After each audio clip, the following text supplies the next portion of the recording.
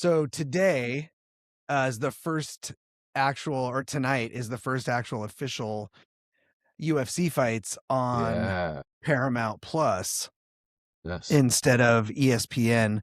And if you're like me at all, if you enjoy UFC, the ESPN app has been the bane of your existence for the Dude, last it's so bad. however long. It's the worst app. It's one of the worst apps there is, right? And it's only second, I think, to the Disney Plus app, and it's not a surprise to me that they're both the same company because the ESPN app is just terrible. So if you didn't know, uh, the UFC has moved from ESPN, longtime contract with ESPN. They've moved over to Paramount Plus, and they've done away with the pay-per-view model. So there are no more pay-per-views. Every Really? fight that they offer is free on Paramount.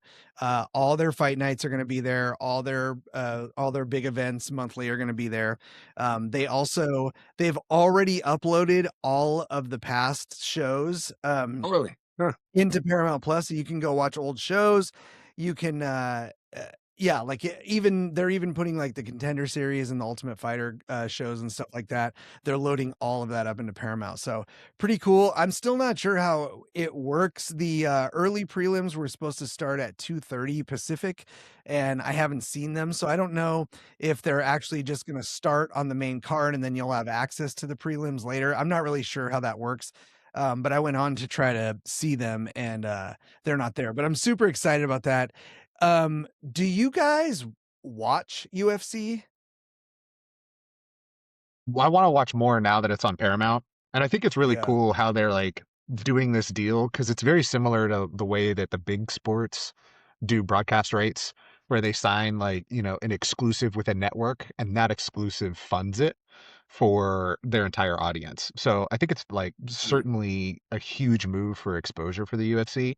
I know I'm going to watch a lot more of it because we already have Paramount Plus. Yeah. Um, Yeah, yeah, and yeah. like, I think the number of main events I've watched in the last 2 or 3 years have been like two or three. Like I think the last one I got really geared up Yeah. for was the Adesanya Alex Pereira one, the Okay. first one. Okay. And Yeah, that so one it's was been a little while. awesome. Yeah. But Yeah. now I'm like, Yeah. I know it's Patty Pimblett and Justin Gaethje tonight, so I'm like, Woo! I can't wait, Yeah. man. Yeah. Yeah, yeah. You, do you ever catch any of the UFC, Jordan? Honestly, I don't. But last time I watched was probably at Ray's house when John Jones was fighting, Okay. like 4 or Yeah, 5 years so ago. Yeah. yeah, yeah, yeah. So that's been a while too. But though, honestly, though, for myself, I'm not a big TV watcher, like at all. Like I'll probably watch less than 10 minutes a day, if that. Like I don't watch TV in general, and I've never really downloaded the fights or watched the fights. Or I used to watch like that, kind of like the UFC, kind of like leading up to the fight. They did like inside the octagon or outside the octagon, what they called it. But like in general, no, I don't really watch the fights at all. Yeah, I grew up when I was young and Showtime and HBO were first around. They used to do boxing, right? Yeah, So yeah, you could watch boxing all the time, and then and my dad and my grandpa they loved watching boxing on yeah. HBO or on Showtime. And then they started doing the pay-per-view fights for the big fights when the cable really like became a Hmm. thing. And that's where like they would still buy those fights, and that's when I would watch like all the original Mike Tyson fights Yes. and all those crazy battles back in the I think that was really the glory days of boxing. I think that modern boxing has lost a lot. At least in my estimation, it's way more about flair and sponsorships and stuff like that. And it felt like it was really more of a two contenders in the ring back then, Yeah. But the cool thing about the UFC is they're constantly trying to figure out ways to make it a better experience for the consumer, but also for the fighters. So one of the things I read Yeah. they're doing is they're doubling the fight of the night bonuses, which is Oh, like a really? really cool Awesome. thing. That's a Because huge deal. it used to be right, like you would get a fight of the night bonus. If your fight was fight of the night, you'd like rack up 50 G's or something. And now I think it's going to be 100 Oh, for wow. fight of the night. That's awesome. And with shows like the Contender Series, Mm. um, So if you're not familiar with the Contender Series, that is a show where they'll do, I think it's 10 weeks in a row, and they do 5 fights a night on each one of those nights. And basically, if you impress Dana White during those fights, he'll give you a UFC contract on the spot. So what this has done is it's brought this next generation of fighters out who aren't just trying to have a long, comfortable career in MMA. These Yeah. guys are coming in and they're going for the knockout, right? It's like It's a finish lot the more fight. entertaining. Yeah, rack up your money, right? And then those guys are getting the contract. They're getting fed right into the roster of UFC fighters, and then they're working their way up. But now what you've got is this incredible pedigree of fighters. So the schools are starting now to, pick up fighters and sponsor and do specific training for this type of fighting to get their fighters specifically ready for this quality of UFC. It's really cool. Do you think Um, that with this whole Contender Series, like with how popular grappling sports lately have become, whether it's jujitsu, judo, even with wrestlers, like having a clear after collegiate pipeline into something professional, like do you think that the quality of fighter is going to improve or already has improved? I mean, I would say certainly. I think there's a direct correlation with that. And it's one of those things, right? Because the longer a sport or an art is around in the mainstream, it should get exponentially better, right? It Yeah. should, Uh-huh. like, the next generation of fighters should get better at it faster than we did, right? And Uh-huh. then the group that comes up after them should get faster even than that group, right? So Yeah. like now you're getting these kids who are literally in their young 20s and they're just monsters. They're just destroying people in the ring. Um and then they go into UFC and they're not getting killed. Right. They're actually like I'm working thinking of their way up. somebody like Bo Nickel, for instance. Yeah. Dude. Yeah, and so there's the what's always interesting to me, right, and being a jiu-jitsu guy is when I watch UFC is hearing people boo as soon as it goes to the ground, right? Like Yeah. everybody hates like too long of a clinch on the wall Right. or The watching tie too clinch. long of yeah, dude. But dude, when you watch a really high level grappler or even two of them in the ring doing their Yeah. thing at that level, there's something different about that. Yeah. And, Didn't whether that's your thing or not, right? Like Yeah. it's super impressive. Well, I remember even like starting like in jujitsu, telling people I've been an athlete my whole life, right? And I've been doing lots of team sports and did cycling by myself. I'm like, you learn how to focus that laser beam that made you good somewhere else on this. Like, it's only makes sense when these dudes who come out of college who play college football wander their way into jiu-jitsu school and then start destroying people almost immediately. Like, don't be surprised when that elite level Yeah. athlete starts figuring it out. Like, I got a guy at my school who played Yeah. soccer at Pepperdine, and he is a top 1% athlete. And he's made out of rubber, and he stands up out of nowhere, and you can't take him down. And it's just like, what do you do with that? Like, my co-teachers and I kind of laugh about it. We're like, man, when Drew gets his purple belt, he's going to be a mat enforcer, and we're going to make him just wreck people all day long because he's so hard to deal with. And I told him recently, I'm like, dude, when your skill level matches your athleticism, you're going to fucking destroy Yeah, people. look out. It's over. Yeah. Yeah, And it's amazing. I think I rolled with Drew, I think the first time I came out to Georgia to visit you. And sadly I missed him on the second visit. I don't know what happened there. Well, he must have been out of town. He was busy or Yeah. something. I don't remember what happened, but yeah, but like there's that distinction too, because I don't enjoy sport jujitsu. And I Yeah, don't me either. so and like Interesting. and I really don't like the UFC BJJ. I don't like leg locking nogi. I'm not a fan of it. I think that in the street you would never try to use that. And if you Were you gonna would, go to like a single leg X to a heel hook in a right, street there fight? nobody's if you're willing to try to Imanari roll into a leg entry on the concrete, more Yeah, good power luck. to you. you Yeah. know, Have fun with your but concussion. yeah, yeah. So I don't like it. I distinctively I picked jujitsu because I wanted a defensive art, Yeah. not for the sport aspect. I had actually one of our purple belts, Des, asked me today, so when are you going to compete again? And I was like, ooh, never. You know, like I don't. Uh, I'm like Sport I'd have jujitsu. to because they don't understand, right? Like I have to train Yeah. harder in a style that I don't really care about. And I have to aim specifically at that Yeah. for at least a certain period of time, which is going to That's not change gonna my make you a training. better jujitsu player either. It's not gonna make me better, and I run a much greater risk of picking up an injury at a tournament than I do in my home gym where people know me and they're not trying to end my day, you know? So, Yeah. like, Yeah. um, I don't see the benefit of it for me. I can certainly understand why people like it, but I just don't Yeah. it doesn't appeal to me. It's like the whole points counting thing. Like, I give a shit about points. Like, Yeah. I need I need to know what the points are and what they mean and how you get them. But in general, I'm like, people are like, oh well, I beat you on points. It's like, I don't care about points. I care about Yeah, submissions. Like, you don't yeah, submit me, it doesn't Yeah. count. Like, yeah. Yeah. don't talk to me about this. Yeah. It's funny Yeah, to it's train.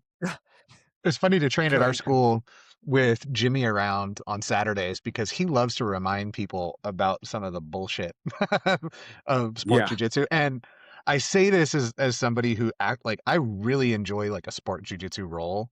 I think it's fun, but I have zero illusions about the value that that would provide outside of that room. Like, Yeah. Yeah. if you have another person who's game to fuck around and like try shit, like it could be really fun. And then Jimmy will walk by seeing you do that, and he's like, "You know, I could punch you in the face right now, right?" I'm like, "Yes, yep, yes, you Yeah. can. Please Yep. turn around. So pretend you didn't see me do that." Well, and that's the thing, right? As soon as you start getting punched in the face, then it's a different now you're not doing sport jujitsu anymore. Now you're doing, Yeah. Exactly. you Well, know, self-defense. yeah. And you know about it too. Like, I talking about that, like I rolled one of our guys today. He was a UFC fighter. Or not UFC, he's an MMA fighter, sorry. And he's 290 pounds. He's a very large black man. And where I had him in close guard, I was like, Q, please don't punch me in the face right now. Like, I can see you winding up. Don't punch me in the face. I don't need. And he laughed. I'm like, I'm honest. Like, I know where I'm at right Yeah. now. Yes, I'm a black belt, but you would kill me on the street, and I don't want to be punched in the Yeah. face. Like, please, But it I also know. like it also speaks to like why weight classes exist, right? Yes. Like that's a Yeah. huge deal. Like, Yeah. yes, of course, jujitsu is a defensive art, means that somebody who has a significant weight disadvantage can survive and maybe even Yeah. win against somebody completely untrained. But you take someone who played soccer at Pepperdine and have them train long enough to get their blue belt, or you get somebody who was, the left tackle for the University of Georgia for 5 years, have them train long enough to get their blue belt, forget it.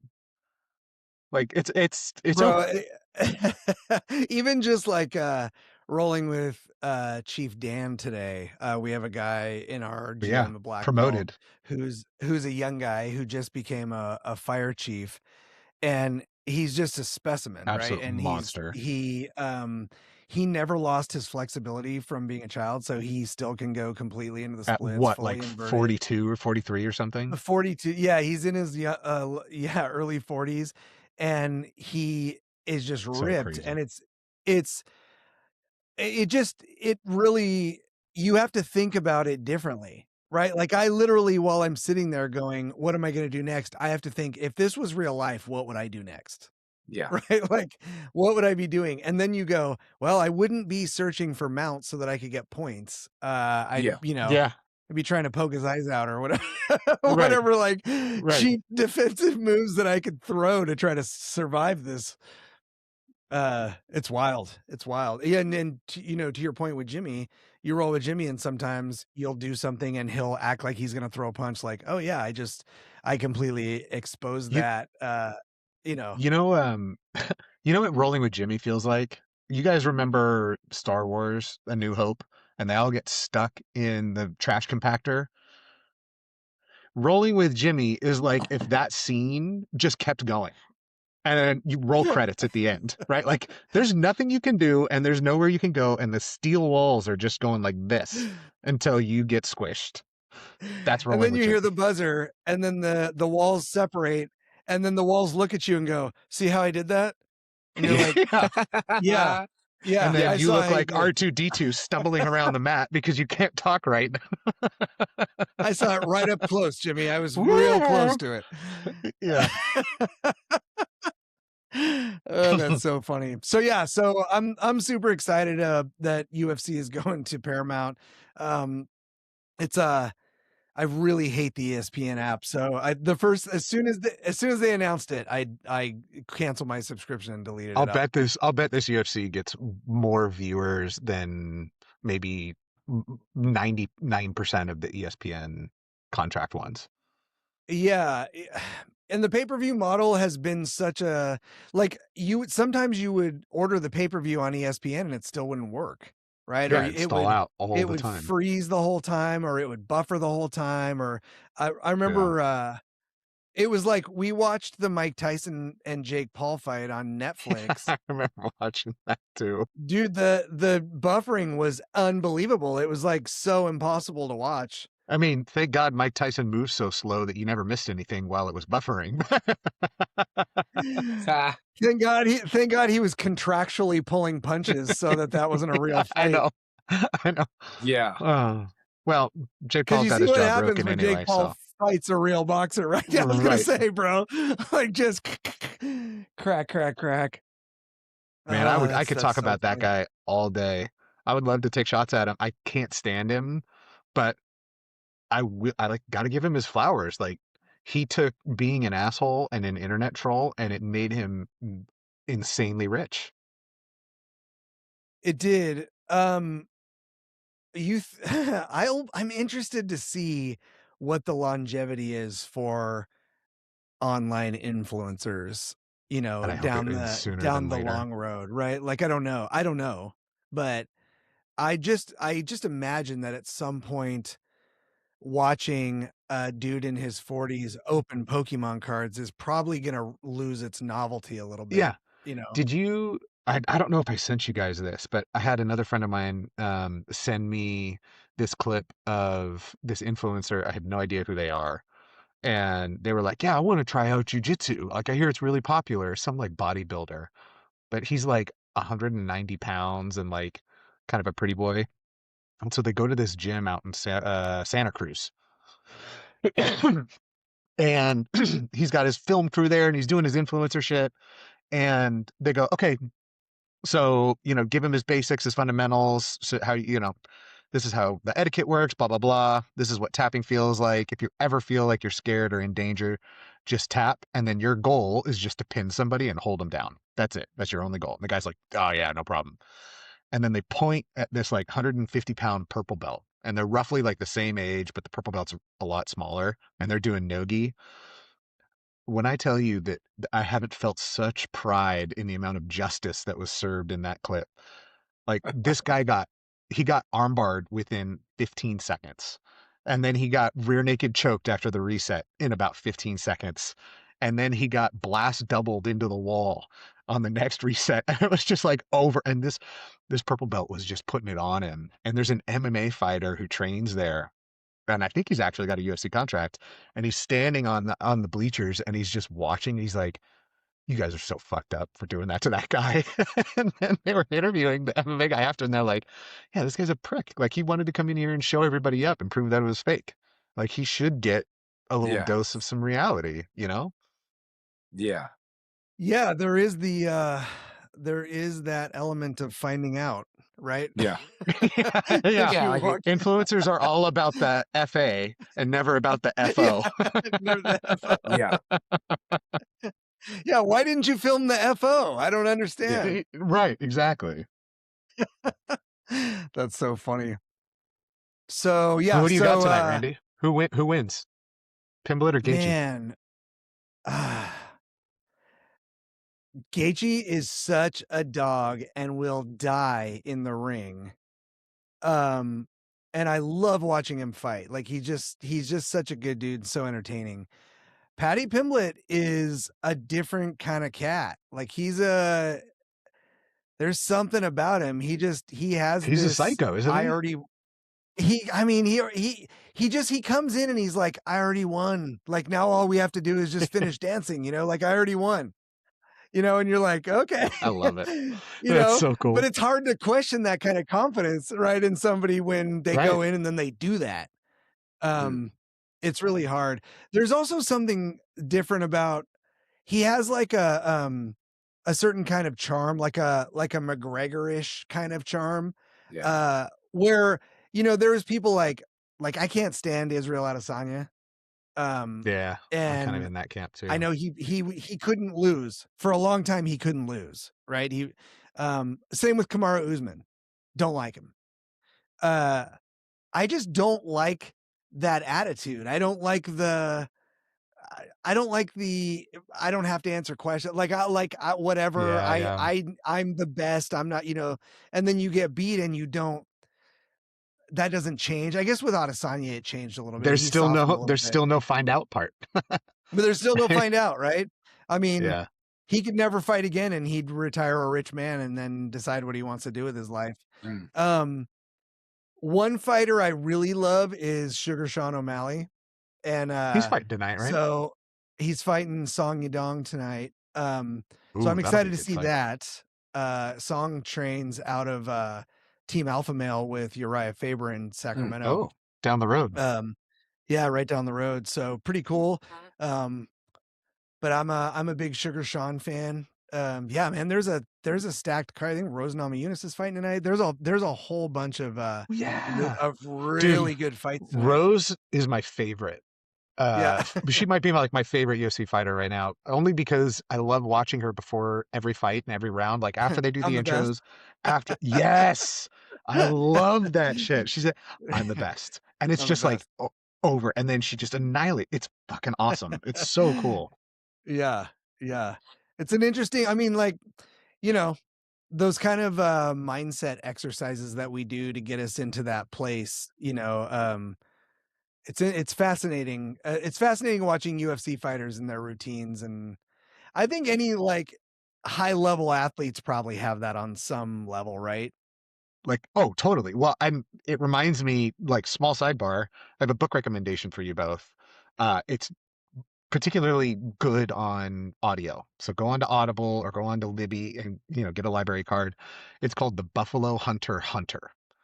And it is a real, like, I don't want to give anything away, but there is a character who's Indian, a Native American, and he talks about going into his two-leg self and into his four-leg self. And every time he refers to the forelegs, it's the wolf or the bear or like a savage hunting predator. And it reminds me of like when you say like those mental things that we do for ourselves to get into that mindset. Are you in your two-leg self or are you in your four-leg self? And it was Mm. funny, we were joking around before the show during like right going into class today, the very first thing, I had a great training partner and we just went like full bore from the jump on site.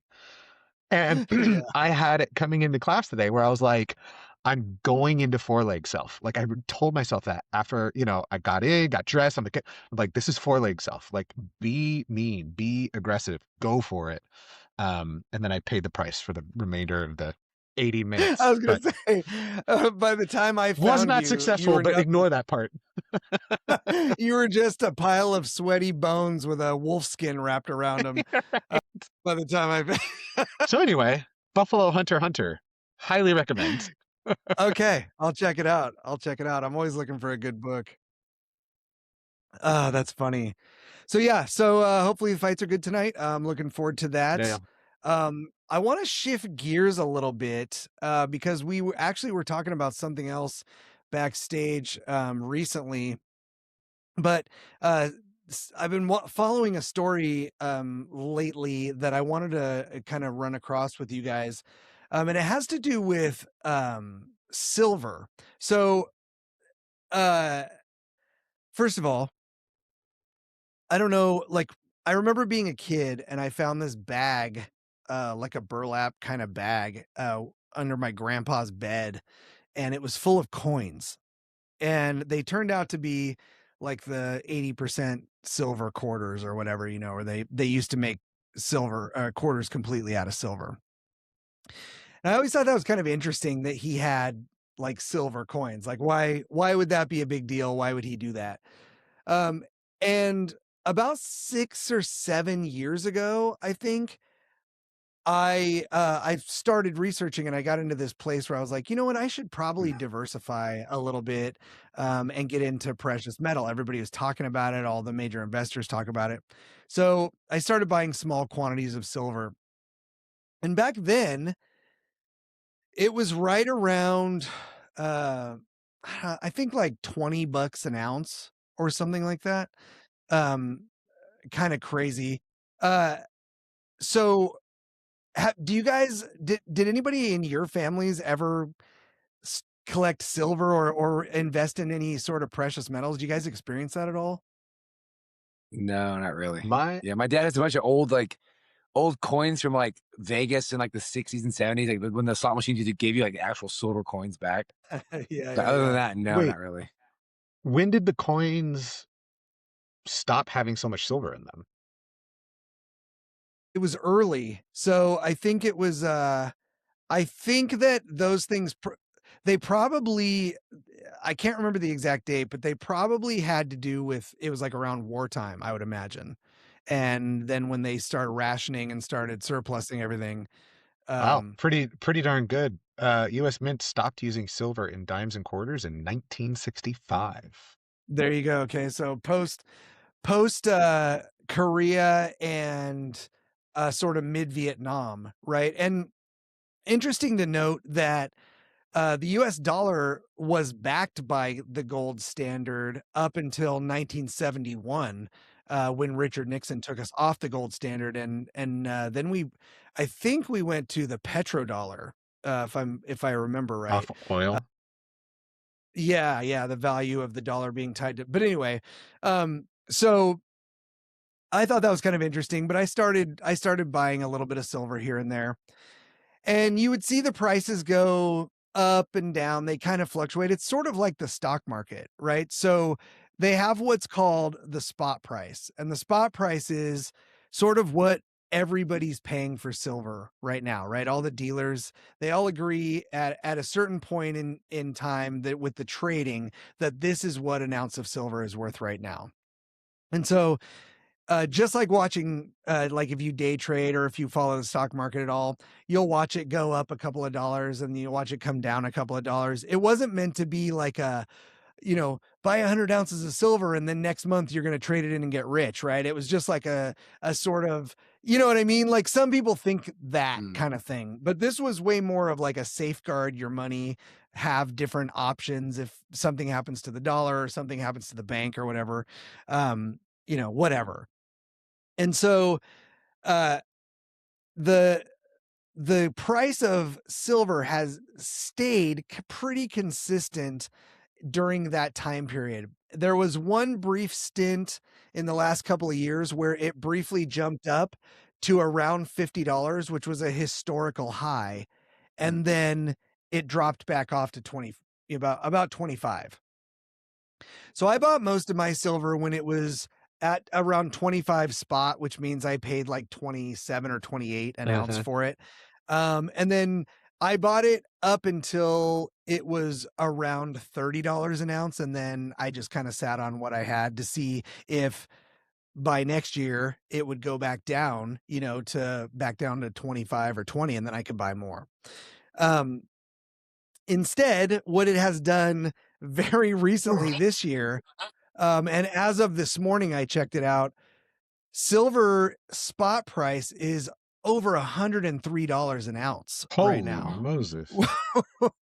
which is like Wow. a significant jump, right? It's a historically significant jump.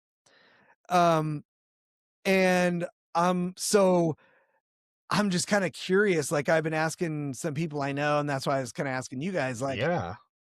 Like that's interesting. Because the other part of that, right, is that usually the silver to gold ratio is sort of followed as a way to know if it's time um, for silver to be it's being overpriced or underpriced, or if gold is being overpriced or underpriced. So when I was buying silver at $20 an ounce, gold was trading at around $1,800 an ounce. This morning when I checked silver, gold's trading at almost $5,000 an ounce. Yeah. Holy shit, dude. Wow. Yeah. So I bought this so funny. When I was buying my silver, somebody said, "Oh, you got to buy gold too." And I was like, "Man, I don't have 2 grand to buy a 1 ounce coin of silver, like that's crazy." Yeah. So I ended up buying a fractional. I bought a dime size, 10th of an ounce of gold. And so back then I paid like $180 for it, right? For a Yeah. dime size piece of gold. And so today, this morning, that little coin is worth about $500, That's crazy. which is wild, Wow. right? It's wild.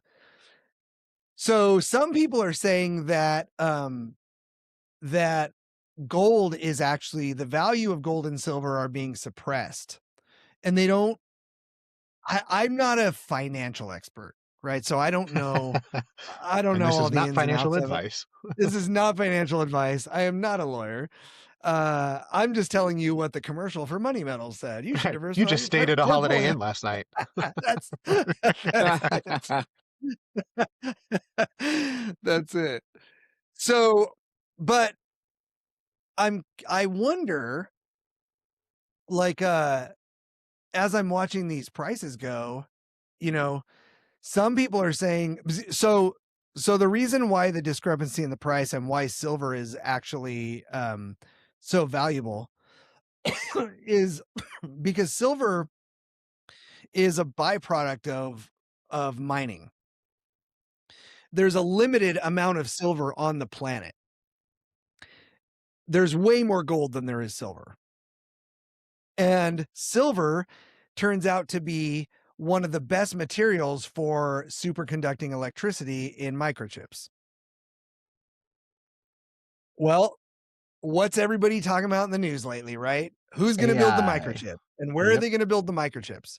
So, if there's a limited amount of silver on the planet and silver is the best superconductor for those microchips, it stands to reason that the demand vastly exceeds the supply. It, silver's not natural. Stupid question of That's this my show. understanding. That's my Okay. understanding. It's a byproduct of mining. So it's like it forms because of mining in some way. That's my understanding. Okay. But like, here, I'll look it up while we're talking. But like, I'm wondering why couldn't we just, or the powers that be, make more? Right? Why couldn't you make synthetic silver? And I'm sure there's been attempts to. I'm not sure what it is about the metal itself. So maybe I'm wrong. Maybe it's a naturally occurring thing. We'll find out. Chris is going Let's to see. research this as we speak, but Okay, but so most what's fascinating is oh, go ahead. go for yeah, yeah. So most silver is the byproduct from mining other materials like copper, lead, and zinc, where the silver is naturally present in that ore. Some mines focus directly on silver, but they find it as sulfide materials or minerals like argentite. And then the third primary method is through recycling of old jewelry. So it doesn't sound like it's something that we can synthetically create at ease, but it's more so, Yeah. it's like the extraction and then mining does create the byproduct when they're going after copper, lead, and zinc, where it's more Mm. naturally present. Yeah. So what's interesting is because silver jumped up so high, and I was like, well, I'm not going to buy more silver now, right? Because now that it's, you know, 4 times as much as it was when I was buying it before, I was like, well, what about copper? Because copper is traditionally a much cheaper metal, right? It's just way cheaper. I think copper was trading at like $2 an ounce. back when I was buying silver. So when silver got up to 100, I went, okay, maybe I'll go buy some copper, just if everything's rising, I'll go buy some copper. So I went and looked at copper a couple nights ago, and it was $4.99 an ounce. And so I was like, okay, tomorrow I'll look at my budget and see what I got, and maybe I'll set aside a couple bucks and I'll buy a few ounces of copper. Well, in the morning when I got up and checked the prices, it was $8.99 an ounce. Jesus. That's So crazy.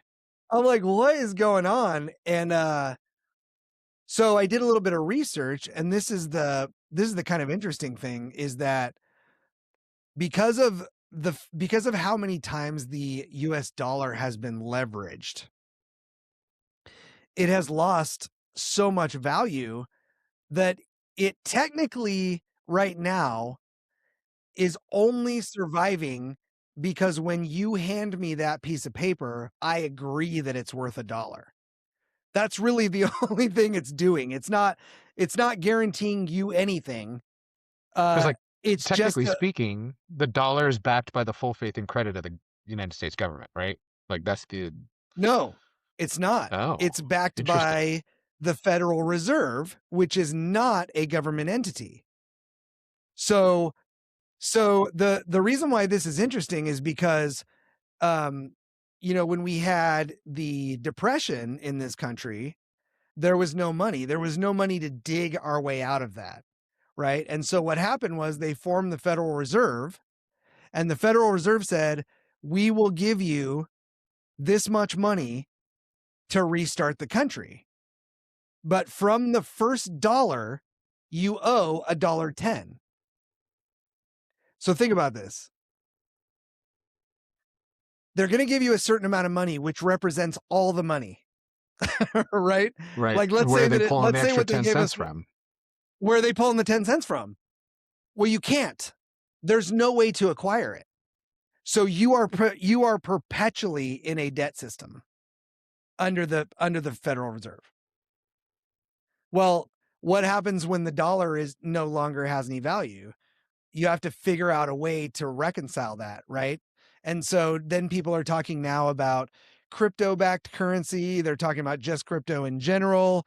But the one thing that everybody agrees on is that no matter what, if you're holding a piece of metal in your hand, it's worth something, right? We all agree on that. What I really find interesting, even though the conversation is about the prices of metal and money and all that stuff, what really occurs to me is that it's all just a construct based on us agreeing on something, right? So at a certain point in time in this country, you knew what, let's say, your goat was worth in silver, or you knew what your goat was worth in groceries, right? Or you knew what your goat was worth in houses, or you knew what your goat was worth in, right? Whatever. Now we have, this currency that we use, but it works because we all agree that it works. I'm curious, does knowing, like, what when you hear that our money's not backed by anything tangible, right? And you start to understand how leveraged it is, does that make you think differently about whether you should diversify? Or I'm just curious, like, because I don't, Yeah. I haven't asked a lot of people what they think about it, but I'm curious, what do you think about that?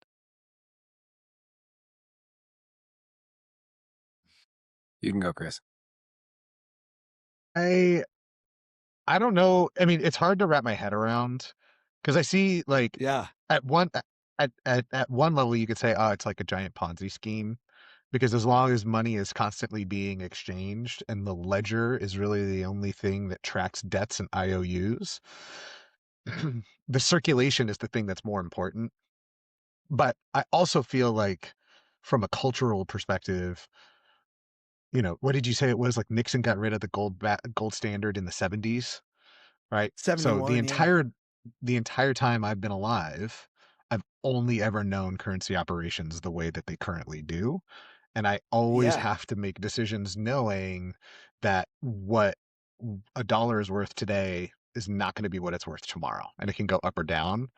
And I distinctly remember growing up, you know, hearing about, conversations that adults around me would have. Oh yeah, the peso is worth nothing or the yen is worth nothing. And then now it's like slowly climbing back. Or, when the EU created their own currency in the euro out of Yeah, the nowhere. euro, yeah. Yeah. So anyway, it's all that's to say, like, I think where I stand is I want to be diversified, but I'm also not sure that like what that diversification yet looks like. Like if I go get Sure. precious metals tomorrow and I'm like, okay, this is going to be the thing that like keeps me afloat and I'll track the markets and track the prices. Like at some point, the value of that metal is going to have to be changed into a currency. I'm going to have to go sell it, right? Because I'm going to need the liquidity. So if I get silver now and then it shoots up to $1,000 an ounce, I'm like, okay, cool. I can sell a little bit and then get more of those dollars. So then I'm like, okay, is that a better or more predictable rate of return than like putting that same amount of money in an index fund? Yeah, I I mean, like, I and literally have, certainly yeah, that's a that's a thing, right? And so I think probably where I started going down that road was, well, there's a certain amount of security that we're supposed to be assured by the banking institutions. We put our money in the right, bank or we use right. them, right? The run on the Um, bank is frightening to me. yeah, and it's like there's been stories of it in the news around it happening or even Yeah. in the United States in some places recently. Um, what happens if you wake up and your debit card doesn't work? You know, like what does that look like? And then I I mean, mean, you guys remember the housing crisis from '08, right? I mean, a lot of that, like, it didn't absolutely. hit retail banks, it hit investment institutions, but those investment institutions were buying debt created by retail banks. And then they no longer could, like, it was the retail banks having to do a run on the investment banks because the investment banks couldn't pay out the debt that they owed on these mortgages that defaulted. So, like, one way or another, as long as, like, I guess where I was going with that long-winded, thought was like the more that's in the more that's being exchanged at one time from a volume perspective, like you can almost hide out in the number, but then somebody's always going to come calling. And it seems like in my lifetime, that happens every 10 years. Right. There was Yeah. the Gulf War, then there was the dot-com bubble, then there was the housing crisis, then there was the pandemic. I mean, it's just like financial crisis after financial crisis, like every 10 years. So maybe it does make more sense to have something that is like a physical asset that will always have demand, particularly because demand for semiconductors is only going to skyrocket for the next 50 years, right? So having access Right. to things that you can, like silver, is not a terrible idea. Yeah. Yeah, like I said, I just curious, like how often do we even stop to think about it, and so it was just happened to be on my mind because of the like crazy I think it's one of those things that you hope for and then you don't necessarily expect because you see how it goes for a number of years, right? And then all of a sudden it's like, oh, okay, well, we couldn't get over 27 for the past 4 years, and today we're at over No, 100. that pops. Yeah. Pretty wild, pretty wild. Shit, I remember like what was it, 4 or 5 years ago? Maybe not even that much. Bitcoin was at like 21,000, something like that. And Yeah. back then I remember hearing, "Oh, it's gonna go to 100. It's gonna go to 100." No, oh, no way. I was such a skeptic. No way. Sure enough, like it Yeah. raced to 100. I don't think it's at 100 right now, but like it went up. Yeah. Yeah. The crypto thing, I'm still super sketch on. I just don't know. Yeah, me too. I'm having a hard time getting behind it. So Like I I get met one it. of those crypto I don't get I met a crypto millionaire at a shooting class one time, and so Did it you? property's out in Nevada, yeah, out in Fernley, Nevada, middle of nowhere, just the nothing's out there, and this range had been shut down for a while, and then this guy bought it, and he put on this class with a really high level instructor, and I met the guy. He had big, long, like Rasputin beard and long hair, and he was shooting machine guns and grenade launchers. And I'm like, what's the deal with so and so? And they're like, oh, he Jeez. bought crypto. He bought Bitcoin at like $10 a share and sold out. $10? And it was like perfect. Yeah. Holy Makes crap. perfect sense. He's a multi-millionaire. Bought a gun company, or bought a gun store, and bought a range, and bought everything. He just sold out, and he like the goofy looking dude, but he had machine guns and grenade launchers and everything in between. And it was like, oh, perfect. The whole world snapped into focus, right? You see this guy, and you're like, yep, that's exactly who did that. Yeah. You hear those stories, right? And then you Yeah. hear people go, "Oh, I bought a bunch of Bitcoin and then it tanked, and I lost Yeah. all my money or whatever." And you're like, "Okay." Uh, So this is crazy. So I just did ask the AI machine, uh, if somebody bought like $5,000 of Bitcoin in 2012 and then they sold it in 2020 when the price of Bitcoin was like 29,000, and they sold all of the Bitcoin that they had after an 8-year hold, it's $29 million. Jeez. Yep. That's like, the guy in my Mac. Yep. What? That's him. Like, yeah, there's no other investment in the history of the world that'll do that. 5 grand today, and then less than a decade later, you're at, what is it? How many figures is that? 8? That's wild. yeah, yeah. I mean, super fascinating. Those things, obviously, risk involved with them. Again, we are not giving financial advice. We are not financial Please advisors. don't go listen to us. Please do not do anything that I said based off of me saying it. Please do your research.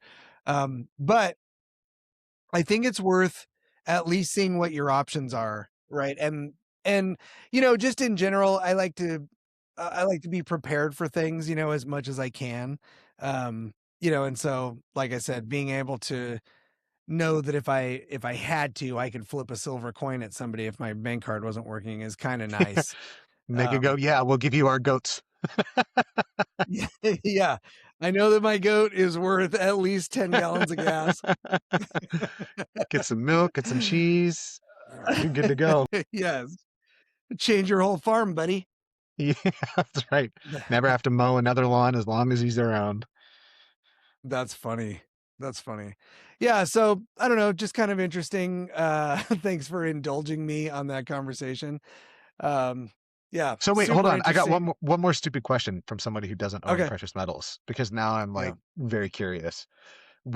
How does one buy metal? Like, are you just looking online and you're like, I'll have, X amount of weight of silver, please, and then it just somewhere in the ether exists? Or do you have to physically go to a location, talk to an actual Yeah, human so being? that's a great question, and probably something that is definitely worth the investigating into. I've managed to find a couple of reputable dealers online that will sell you, that you can buy from, that are accredited. They've got, you Uh, can check out all their backups. They also advertise in certain places where it's like, whatever. I've done a lot of research on them, but I have two that I use online. You can also go to any place that says, they buy gold or buy metal, they also sell it. So you can physically go into a store, like a jewelry store or a pawn shop or someplace that buys silver and buy it from them. The thing that's gonna be different from place to place is what they call the premium, right? oh, Um, so like a place that does a ton of business, like they're constantly buying and selling silver, especially one of these online places. Like I said, it's usually like $3 an ounce that they'll charge you as a premium, right? So if silver's at $103 right now, they're going to probably charge you like 106 or okay. $107 for the ounce, right? So that's why you gotta know what your spot price is. You got to know it. But the cool thing is the sites that I use actually put the prices up. So you can, that's like the first thing you can see on the top of the page. And then they will run like sales and specials. So sometimes you can get you can buy silver at spot, or you can buy it at lower than premium. So maybe they'll sell And did they just, like, ship it to you when you buy it? yeah, they'll ship it to Oh, you. cool. Yeah. Very There's a cool. website, Yeah. Kris, called Mutiny Metal, and you can go and buy like an ounce right now. I'm looking at it. Half an ounce for $58. And it's a little logo on it, little like, so Oh, same idea, cool. solid And so 0.99%, fine. Yeah. So what that is, right, is it's kind of interesting. The bigger the piece you buy, the less you pay for it too. So when you get into fractionals, the premium goes up. So like because it's at well, so like 58, right? Doubled is 116 an ounce you're actually paying Man, for it, I'm looking at right? these, Memento Mori quarter ounce pure silver Yeah. coins. Yeah. Those are pretty slick. Yeah. Those are really cool. I'll post on the description for this episode a couple of the sites that I use, because I think that it's good to have a couple of reputable options. But you know, as long as they have like it looks like they have everything together, it doesn't look like a thrown together site. You know, it's you know, you're probably okay. But do your research, make sure it looks good. I've bought all kinds of different styles and different coins and bars and different things like that. I got my boys to buy a little bit, so they've got, you Oh, know, cool.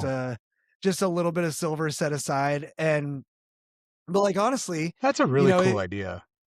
if it got to the point where it was like, let's buy a silver coin for people for a birthday or for Christmas or Mhm. whatever, right? Because then it would be like, okay, here's a $25 coin. Well, now Yeah. if you hold on to it, now it's worth 100, you know, which is it's kind of crazy. And the the reason that I even considered buying fractionals in the first place was because I thought, well, if silver goes to $1,000 an ounce, which it could, you know, I'm carrying around a little silver coin that's worth $1,000. Like what? That's a it seems like how is that manageable, right? Like you Yeah. there's this joke that this comedian Louis CK tells about in the old days where you would just go up to the bar and you'd say, give me a room and a bottle and a horse and a hot meal and you know, all these things, and then he would just bang down a one gnarled coin and that would cover it all, cover Mhm. everything. I thought that was funny, but now it like it's actually could be a real thing, right? Like super Yeah. interesting. Mm. So yeah, I'll put a couple of websites down in the description in case anybody wants to check it out. Kinda wanna, like Um, I'm gonna check that out. I almost wanna do it for my kids so that I can, like, try to teach them about, like, dollars and market values and what you should be looking for, because yeah, whatever, they're gonna hold it for at least 10 years. They don't, you know, maybe right because it's a higher price right now, but spend $120 and get them each a half ounce silver coin, you know, and Yeah, or if you want to get into it and do better, copper's only $9 an ounce right now. You right. know, buy them each a copper coin. You know, you're $20 in and they'll get to watch the price of those metals climb and fall, and you can help them understand economics. It's Man, a cool it's a cool that is thing cool. to I never watch. would have thought about doing anything like this. Yeah. And then they have something, you know, they have something real. Yeah. It's Yeah, yeah, really yeah. interesting too when you buy a coin, a silver coin, and it's an ounce, like it's interesting to feel it, like to feel the weight of it, you know, to feel all that silver, you know, it's just interesting to have it in your hands and Right. yeah, I recommend it. I recommend I it for mean, everybody. shoot, tune in next week when I've gone full, gold pan and I'm up in the river doing a remote dial-in for the podcast. Yeah, Chris is out there in his hip boots and Right. just And I have a crouched hat down in with the a river. brim, 4 feet wide. Yeah, totally. Oh, that's funny. Yeah, no, honestly, if you have any experience with, diversifying or precious metals, leave us a comment. Let us know, what your experience has been with it. If you have any, really good sites or places that we can go, trustworthy places that we can go to find it. Let us know. Drop it down in the comments. And while you're at it, go ahead and click that subscribe button, subscribe to the channel, set your notifications, do all the likes and all that stuff. I saved it till the end when we were talking about money because it's another one of my favorite subjects to talk about. But as Randy, we put, I got one little postscript for you. let's So do it. I was going to say, as we put a ribbon on this, what do you guys got? Let's before wrap we get this up. there, I Okay. want to. I just grabbed a post-it because you're a resident Okay. UFC expert. Okay. Okay. You haven't watched any of the UFC, right? For today. No. All right. No. So this is coming out before the fight. Then next week we can come back and chat about it. But I'm gonna go card just on the main, and then you tell me who wins each of the next couple of fights. So we've got Okay. Okay. Arnold Allen versus Gene Silva. Just give me a name. Silva. Okay. Natalia Silva or Rose Namajunas. Got to go Thug Rose. We've got Waldo Acosta or Derek Lewis. Woo. Let's go Derek Lewis. We've got your boy Sean O'Malley or Song Yadong. Yeah, I gotta go Sugar Sean. Sean. And last one, Gaethje or Pimblett. Okay. I'm torn on this one because it's Gaethje's last fight, right? Yeah. So I want to see him go out on a win, but I think Patty's going to. Gaethje's ranked 4th and Patty's ranked 5th, and right now Patty's the betting favorite. Yeah, I have to go Patty as my money, Gaethje as my heart. You got to put up one of your silver coins. Okay. Oh my goodness. Oh my goodness. Oh, now I'm stressed out. Yeah, no, I have to swing Patty. I think that's how it's okay. going. All right. So we got 5 picks. Check back next week and we will give you your scorecard. Before we wrap that up though, any agreements, disagreements? Does anybody want to just for funsies put out what they think? As someone who knows absolutely nothing about this, I'm like, going to no. say, I'm going to go Rose. I'll go Rose. I'll take Derek Lewis as an underdog. And then I'm going to go my boy Patty. Yeah. Okay. So I'll take 3. Jordan, you want to guess just for fun? Like, how they do those competitions where one of the guessers is a chicken and whatever he pecks on is his choice. I'll do opposite. Opposite of what Randy said. You're going to take the full opposites. Yes. Excellent. All right. I've got it locked in. Amazing. Yeah, check out UFC on Paramount Plus. Come back next week. Let us know what you think. Let us know what happened. You probably see us post on Instagram before that. But yeah, check it out. And as we button this show up, just again, always we want to put in some gratitude. Thank you for being here. Thanks for listening to the conversation. I hope that you enjoy the UFC. I hope that you join the conversation about the precious metals. I'd love to hear your thoughts on that. But until the next episode, this has been Sweeter After Difficulty. Jordan, Kris, thanks guys.